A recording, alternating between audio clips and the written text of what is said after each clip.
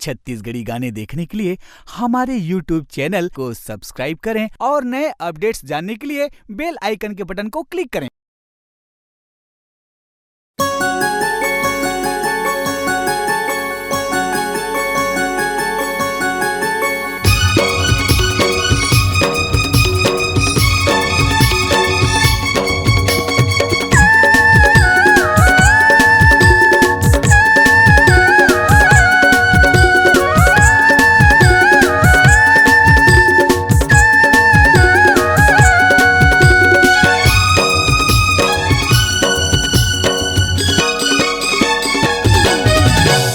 कोनो कहथे तोला लाली सोहारी, कोनो कहथे तोला लाली सोहारी, कोनो कहथे भजिया पिल्ला पिल्ला पिल्ला। अरे चढ़ती जवानी तोर दिखत है जैसे रे बोबरा चिल्ला। अरे चढ़ती जवानी तोर लागत है जैसे वो बोबरा चिल्ला। कोनो कहथे तोला लाली सोहारी, कोनो कहथे तोला लाली सोहारी, कोनो कहथे भजिया पिल्ला पिल्ला पिल्ला। अरे चढ़ती जवानी तोर दिखत है जैसे रे बोबरा चिल्ला। अरे चढ़ती जवानी तोर लगत है जैसे वो बोबरा चिल्ला।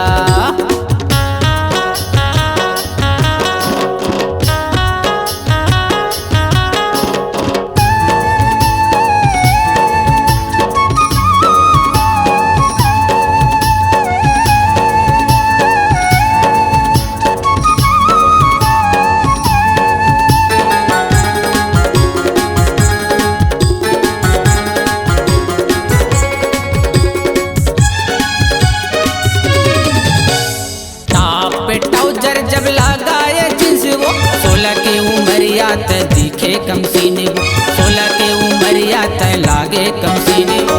टॉप पे ट्राउजर जब लगाए जींस वो 16 के उमरिया त दिखे कम सीने वो, 16 के उमरिया त लागे कम सीने वो। चटक मटक तोरे चाले चलने है, चटक मटक तोरे चाले चलने है, करे रे छजपाला खुल्ला खुल्ला खुल्ला। चढ़ती जवानी तोर दिखत है जैसे रे बोबरा चिल्ला। अरे चढ़ती जवानी तोर लागत है जैसे वो बोबरा चिल्ला।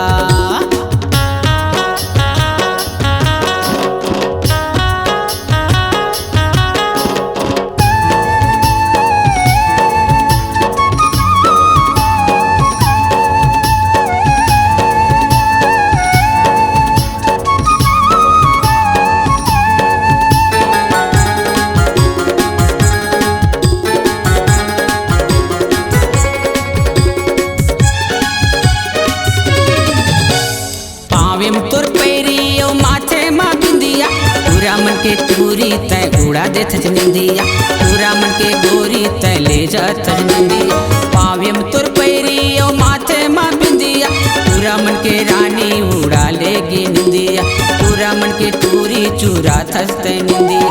गली गली मा तोर सोरे उड़त है, गली गली मा तोर सोरे उड़त है, हरे तोर जो बन के लीला लीला लीला। अरे चढ़ती जवानी तोर दिखत है जैसे रे बोबरा चिल्ला। अरे चढ़ती जवानी तोर लागत है जैसे रे बोबरा चिल्ला।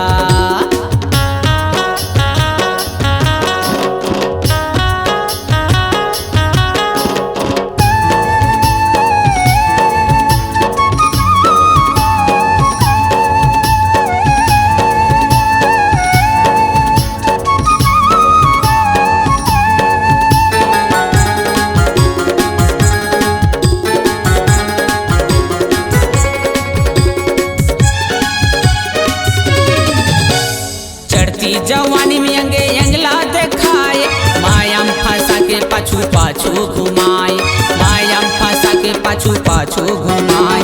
चढ़ती जवानी में अंगे अंगला दिखाए, मायाम फंसा के पाछू पाछू घुमाए, मायाम फंसा के पाछू पाछू घुमाए।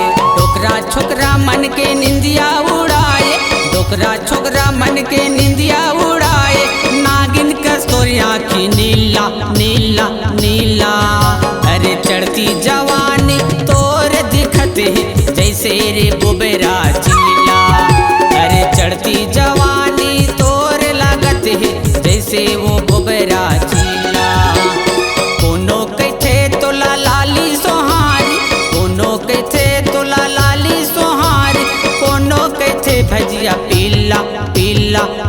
चीला। अरे चढ़ती जवानी तोर दिखत ही जैसे रे गोबरा चीला। अरे चढ़ती जवानी तोर लागत ही जैसे वो गोबरा चीला।